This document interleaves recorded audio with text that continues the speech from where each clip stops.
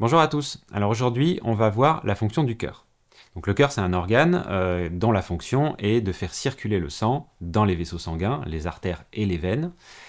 Et le sang, lui, il a toutes les fonctions qu'on lui connaît, nourrir les organes, apporter des nutriments et apporter notamment de l'oxygène aux cellules. C'est même une de ses fonctions principales, donc oxygéner les tissus pour qu'ils continuent de fonctionner correctement. L'oxygène, bien sûr, le sang va aller le chercher dans les poumons, dans la partie aérienne des poumons.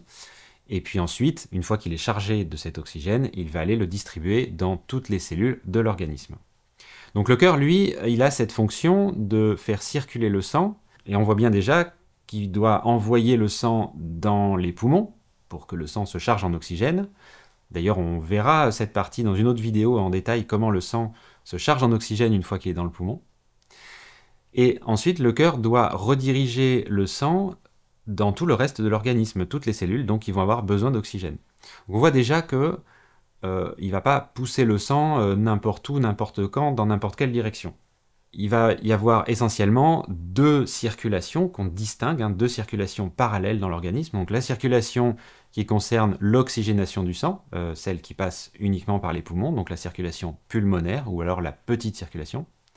Et puis l'autre circulation qui va concerner tout l'organisme, donc on appelle la circulation systémique pour le système, ou aussi la grande circulation. Donc on voit bien qu'on a ces deux circulations qui doivent être traitées parallèlement pour ne pas mélanger le sang finalement qui serait pauvre en oxygène et le redistribuer dans des organes alors qu'il est pauvre en oxygène, ou alors envoyer du sang riche en oxygène dans les poumons alors qu'il est déjà riche en oxygène. Donc on voit bien que le cœur doit faire la différence entre ces deux sangs et ne pas envoyer tout n'importe où. Et pour ça, la première particularité anatomique du cœur, c'est d'être séparé en deux parties. Une partie droite qui va s'occuper de la petite circulation et une partie gauche qui va s'occuper de la grande circulation. Sur ce schéma, on voit le sens que le sang doit prendre dans les vaisseaux. Donc le cœur droit va envoyer le sang dans les poumons pour s'oxygéner. Et une fois que le sang est riche en oxygène, il revient dans le cœur gauche qui va l'envoyer dans tout l'organisme, donc à travers la grande circulation. Donc si on regarde d'un petit peu plus près, l'anatomie du cœur est la suivante. On a donc les deux parties droite et gauche, et chaque partie est séparée en deux sous-parties, les oreillettes, ou les atriums, et les ventricules. Donc globalement, les oreillettes sont là pour recevoir le sang qui arrive par les veines. Les oreillettes envoient le sang aux ventricules, et ensuite les ventricules se chargent de propulser le sang dans le corps, donc alors soit les poumons pour la petite circulation, soit tout le corps dans la grande circulation. C'est pour ça que la partie musculaire des ventricules est assez épaisse, et ce sont des muscles très puissants, puisqu'il faut envoyer le sang dans tout l'organisme. Et donc, en définitive, le sang doit circuler dans un certain sens dans le cœur. On voit sur ce schéma qu'il arrive par les veines, les oreillettes, les ventricules et ensuite les artères. Donc le ventricule droit va envoyer le sang dans les artères pulmonaires qui vont les envoyer dans les poumons. Et le ventricule gauche, lui, va envoyer le sang dans l'aorte, qui est l'artère principale qui sort du cœur, partie gauche donc, et qui ensuite va se distribuer dans tout l'organisme. Donc déjà une question qu'on peut se poser, c'est comment le cœur fait-il pour faire circuler le sang toujours dans le même sens, c'est-à-dire oreillette, ventricule, artère. Et en fait, il le fait grâce à des petites pièces qu'on appelle des valves qui se trouvent entre l'oreillette et le ventricule, d'une part, et entre le ventricule et l'artère, d'autre part. Ces valves, comme n'importe quelle valve, en fait, sont des petites pièces, comme des portes, en fait, qui s'ouvrent dans un sens, mais pas dans l'autre, si bien qu'elles font passer le liquide dans un sens, mais qu'elles s'opposent à la circulation de ce liquide dans l'autre sens. Donc quand le sang est dans l'oreillette et que l'oreillette se contracte, elle va pousser le sang, et à ce moment-là, la valve atrioventriculaire va s'ouvrir, et le sang va pouvoir couler dans le ventricule. Et quand le ventricule se contracte, il va pousser sur cette même valve, mais qui ne va pas s'ouvrir, elle va se refermer, donc le sang ne peut pas remonter dans l'oreillette. En revanche, l'autre valve, celle qui ouvre vers l'artère, elle va s'ouvrir dans le bon sens, et donc le sang va pouvoir circuler dans l'artère. Et avec ce système de valve, on voit bien que finalement le sang ne peut aller que dans une seule et même direction. Mais, pour que ça puisse se faire quand même, il manque une chose. Admettons que l'oreillette et le ventricule se contractent en même temps. On va donc avoir une pression des deux côtés de la valve. À ce moment-là, la valve ne peut pas s'ouvrir. Il y a une pression d'un côté, il y a la même pression de l'autre. Le sang ne peut pas circuler dans ces conditions.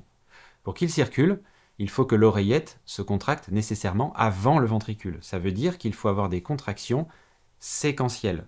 D'abord l'oreillette, ensuite le ventricule. Donc ce qui se passe en pratique, c'est que les deux oreillettes vont se contracter en même temps. On appelle ça la systole auriculaire. Ensuite, les ventricules vont se contracter en même temps. On appelle ça la systole ventriculaire.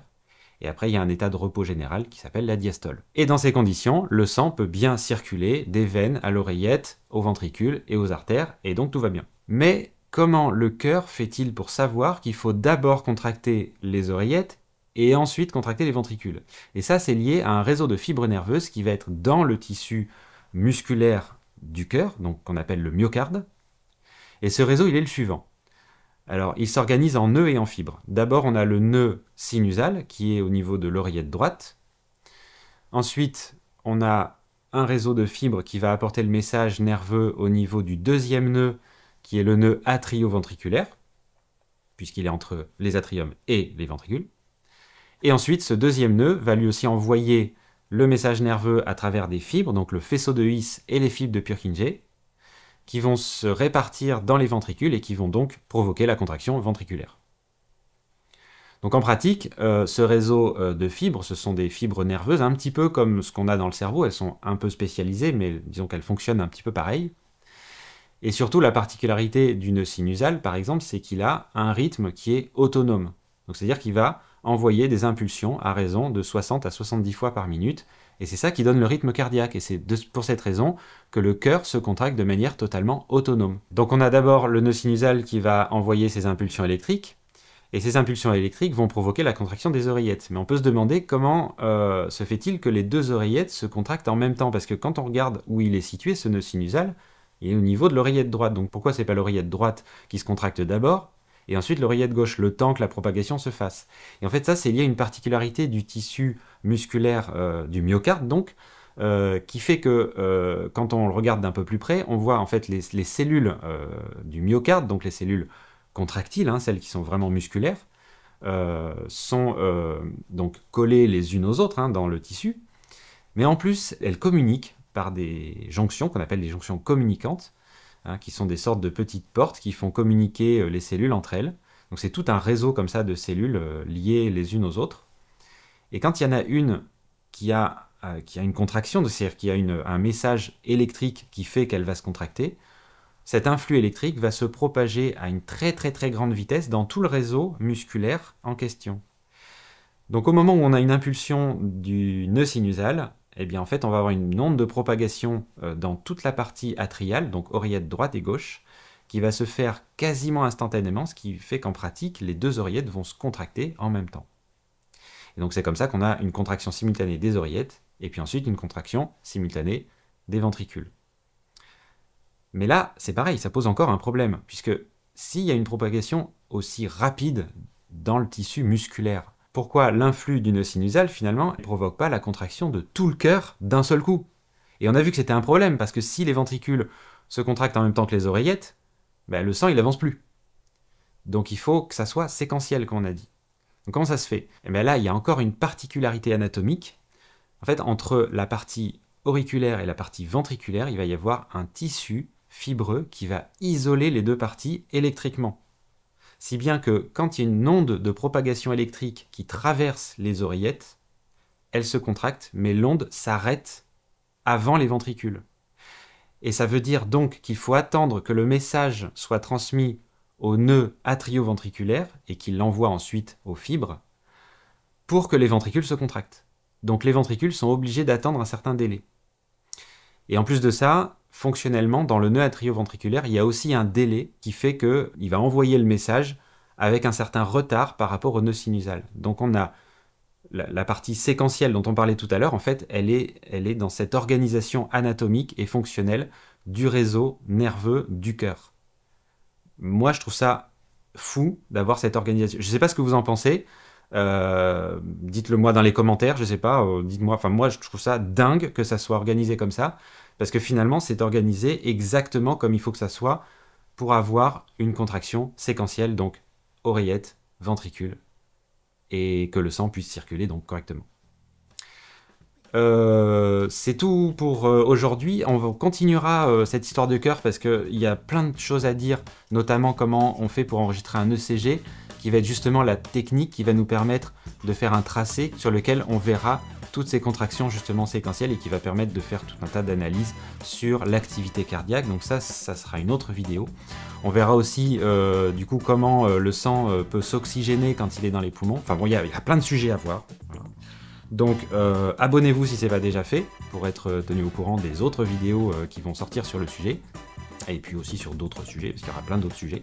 Bon, je ne vais pas en parler maintenant, parce qu'en fait, il y aura plein de sujets. Même probablement d'ailleurs des sujets auxquels j'ai pas encore pensé, mais bon, peut-être j'y penserai dans 3 mois, et puis je les sortirai dans 5 mois. Donc vraiment, pour avoir toutes ces vidéos, allez-y, abonnez-vous. Partagez la vidéo, parce que ça, c'est vraiment le mieux que vous puissiez faire pour la chaîne. Si vous voulez soutenir la chaîne, partagez ces vidéos, ça fait hyper plaisir déjà, et puis ça fait connaître la chaîne à d'autres gens. Si vous voulez mettre des commentaires, si vous avez des idées, d'autres idées de vidéos que vous voudriez voir, des sujets que vous voudriez que je traite, n'hésitez pas à le mettre aussi dans les commentaires. Et quant à moi, eh bien, je vous dis à la prochaine fois, portez-vous bien, salut, ciao!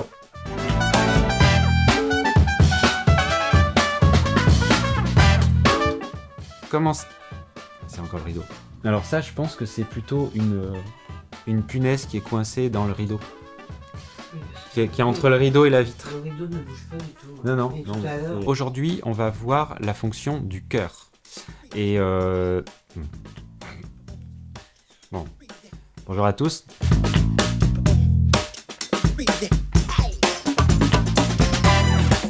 Mais là, il y a encore une particularité anatomique.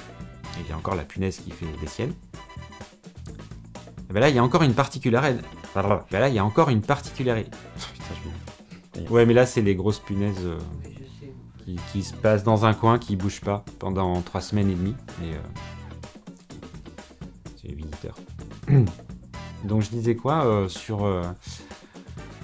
oui, c'est ça. Donc, je disais que, en fait...